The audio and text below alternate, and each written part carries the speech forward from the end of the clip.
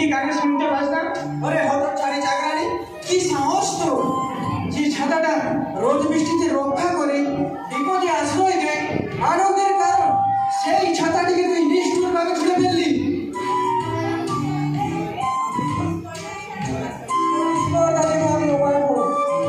ছোটবেলা থেকে রাখা সেই ছেড়ে ছাতাটি তুই কাটা গাছের মতো ছুঁড়ে ফেললি। যে ছাতা আমার ছেলে পুলে নাতি নাতনি বংশ পরম্পরায় ব্যবহার করে এসেছে, এই ছাতাটিকে তুই ছুঁড়ে ফেললি। আমি এমন অকাজ আর কখনোই করবো না, সত্যি বলছি বাবু। ওই বৃদ্ধ বন্ধুরা আপনার ছেঁড়া জুতোটা ফেলে দিয়েছে দেখে আমিও আপনার ছেঁড়া ছাতাটি ফেলে দিয়েছি। দয়াময়, আমায় ক্ষমা করুন। কি বলবি? ওই চাকরটা আমার ছেঁড়া জুতোগুলো ফেলে দিয়েছে? ওরে ওরে দাসদাসীরা, বল চাকরটা কোথায় আমার জুতো ফেলেছে? কর্তা, এই পুলিশ চাকরানিটাও মিথ্যে কথা বলছে। আপনার এই চালাকটা কোনোদিন এমন কুকর্ম করতে পারে? আপনিই বলুন। বাবু, দেখুন দেখুন, ওই কুকুরটা আপনার জুতো মুখে তুলে নিয়ে দৌড়াচ্ছে। হ্যাঁ, হ্যাঁ, আমি দেখছি। জুতো আমি ওই কুকুরটার পেছনে দৌড়াবো। সধুর্ত, ওরে থাম। দেবতা কখনো মিথ্যা কথা সহ্য করেন না, তাই ধর্মদেবতা কুকুরের রূপ ধারণ করে এসে নিজে উপস্থিত হয়েছেন। দাঁড়া, আমিও দেখছি তোর একদিন কি আমার একদিন। তুই তুই আমায় কি করবি শুনি? মনে হচ্ছে কর্তা কুকুরটিকে মারধর করে জুতো কেড়ে নিয়ে ফিরছে। বাবু ফেরার আগে আমি আজ নিশ্চিত পঙ্গুরামের পিঠের চাকা তোলা হবে। চাই দেখি জুতোটা পাওয়া গেল কিনা।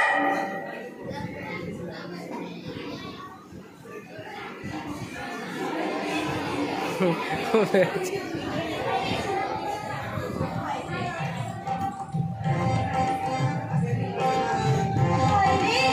ওরা কপাল আমার। অতিরিক্ত কৃপণের কারণে মানুষটার বুদ্ধিভ্রম হয়েছে, মাথাটাই খারাপ হয়ে গেছে। তা না হলে কোনো সুস্থ মানুষ কুকুরের মুখ থেকে জুতো আনার জন্য দৌড় দেয়? কুকুরটা কার জুতো নিয়ে গেছে কে জানে। আরে,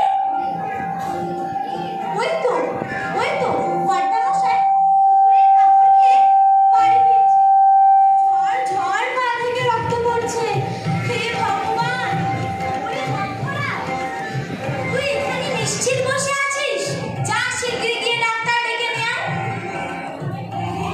হায় হায়, মায়ের যেমন আজ্ঞা সেমন মা আদেশ করেন।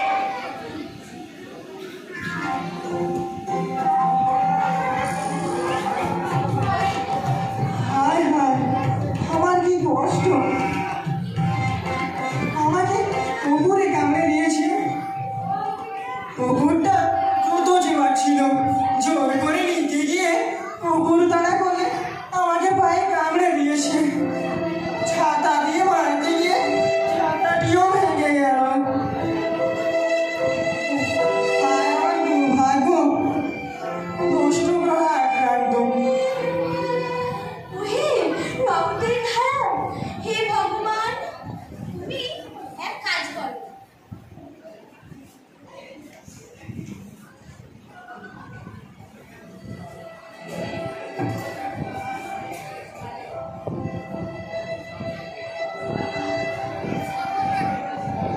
তুমি এই মাদুরটাতে শুয়ে বিশ্রাম করো।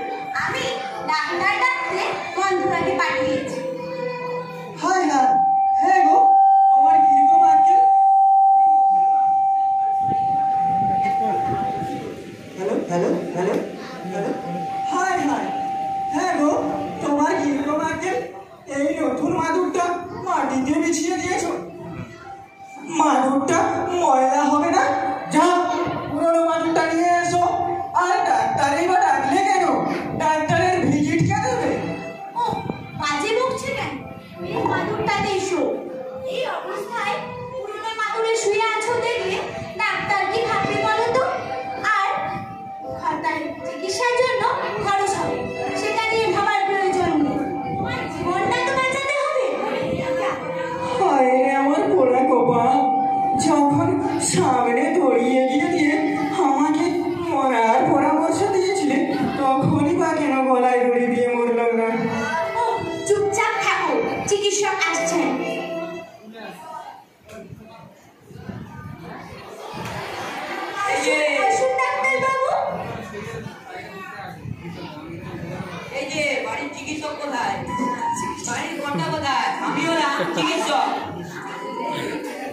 সব গোলমালে আসুন আসুন ডাক্তারবাবু।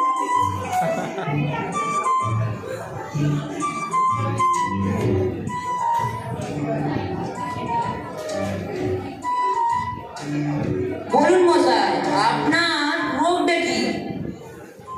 বলুন মশাই, আপনার রোগটা কি? দেখতে পাচ্ছেন না, পা দিয়ে ঝড় করে রক্তের ধারা বইছে। ডাক্তারবাবু, আমার স্বামীকে কুকুরে কামড়েছে। তা কেমন কুকুরে কামড়েছে? কি করে বা কামড়ালো? আর কখন কামড়ালো? না আমাদের পরিচিত কোনো কুকুরে কামড়েছে, না আমরা ঘড়ি দেখেছি ডাক্তারবাবু। তাহলে বুঝলেন কিভাবে যে কুকুরে কামড়েছে? দেখি মশাই, আপনার নাড়িটা দেখি। নাড়ির গতি তো ভালো নয়।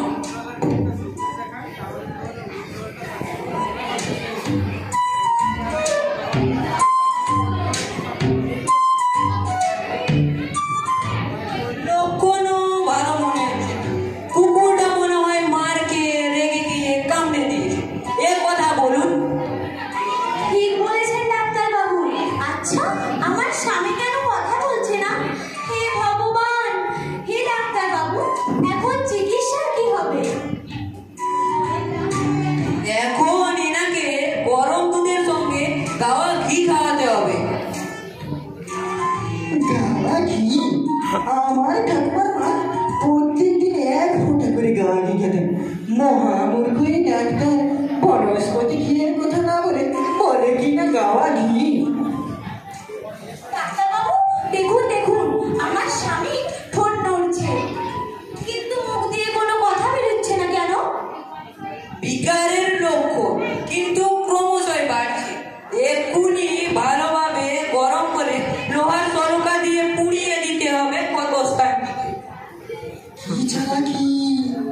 সামান্য ক্ষতকে বাড়িয়ে ডাক্তার চিকিৎসা করবে, আর এই সুযোগে আমার সমস্ত টাকা পয়সা উঠে নেবে। দেখুন দেখুন ডাক্তারবাবু, আবার আমার স্বামী ঠোঁট কাটছে। মা জননী শোনো, যদি আমার কথা মতো চিকিৎসা করা না হয় তাহলে রোগী জলাতঙ্ক রোগে আক্রান্ত হয়ে পাগলের মতো আচরণ করে আশেপাশের সকলকে কামড়ে দেবে। ফলে তারা পাগলের মতো আচরণ করতে করতে মারা যাবে, পরে বাড়ির সকলকেও কামড়ে দেবে। কি বলছেন ডাক্তারবাবু? আমরা সবাই কুকুরের মতো শব্দ করতে করতে মারা যাব? আমার খুব ভয় করছে। আমি তাড়াতাড়ি লোহার সরকা নিয়ে আসছি, আপনি যা ভালো মনে করেন। শুনুন শুনুন শুনুন, আমার ভিজিট 500 টাকা। টাকাটা কে দেবে? আপনার চিকিৎসায় যদি আমার স্বামী সুস্থ হয়ে ওঠে, তবে তিনিই আপনার টাকা দেবেন। অন্যথায় বাবার বাড়ি থেকে দেওয়া গয়না বিক্রি করে আমি আপনার ঋণ শোধ করব। অতি উত্তম, উপযুক্ত গৃহকর্তী। বর্তমানে আগুন জ্বালানোর জন্য কিছু কাঠ এবং রাখার জন্য একটা মালসা, এছাড়াও আশেপাশে থেকে কয়েকজন লোক ডাকুন রোগীর হাত পা ধরে রাখার জন্য। যেমন আদেশ করেন ডাক্তার মশাই। হায় হায়, এ তো আমার স্ত্রী নয়, যেন সাক্ষাৎ জমদূতি যা। গরম লোহার সরকা দিয়ে আমাকে মারতে চায়, আমিও তাদের মনের মতো না আচরণ করতে থাকি। আরে আরে আরে, রোগীর দেহে তো পাগলের চিহ্ন ভালোভাবে ফুটে উঠেছে। আমি একটু দূরে সরে যাই। আরে কে আছো? বলুন বলুন ডাক্তারবাবু, কি করতে হবে? তাড়াতাড়ি আশেপাশে থেকে কয়েকজন লোক ডাকুন। কর্তার বিকারাবস্থা আরম্ভ হয়েছে। হায় হায় সর্বনাশ, কোথায় যাই? আরে আরে আরে আরে আরে, আমার ভিজিটটা, জীবনটা তো বাঁচো, আমার ভিজিটটা। যাক, আপদটা বিদায় হয়েছে। এবার আমি নিশ্চিন্ত হলাম। তাও আমার বুকটা ফেটে যাচ্ছে, কেননা আমার ওই ছাতাটা ভেঙে গেল আর জুতো জোড়া চলে গেল, তাই বড় কষ্ট হচ্ছে। হায় আমার কপাল!